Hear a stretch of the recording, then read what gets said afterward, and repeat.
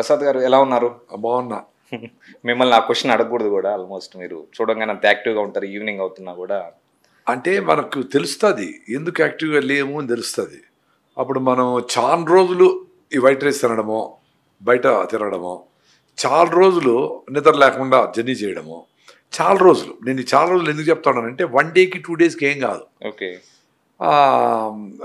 ఇవి ఎక్కువ రోజులు అబ్యూజ్ చేస్తే మళ్ళీ పాపం స్ట్రైక్ చేస్తుంది. అది అదర్వైజ్ రెగ్యులర్గా మన రాగి ముద్ద, జొన్న రొట్టెలు మన ఫుడ్ తింటామండి. ఎప్పుడన్నా 2 రోజులు రోజు బయట పోయినప్పుడు తింటే ఇట్ డజంట్ మ్యాటర్, అదేం ఎఫెక్ట్ చేయదు.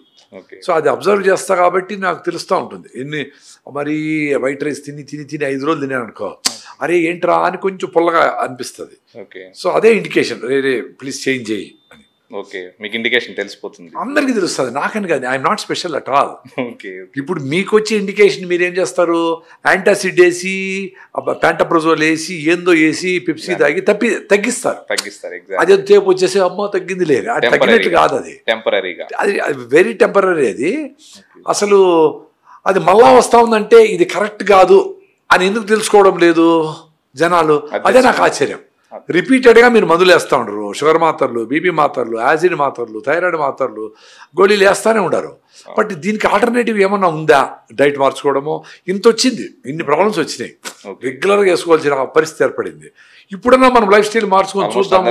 ఒక్కొక్క బకెట్ చిన్న సైజు ప్రతి ఇల్లు మెడికల్ షాప్ అయిపోయింది.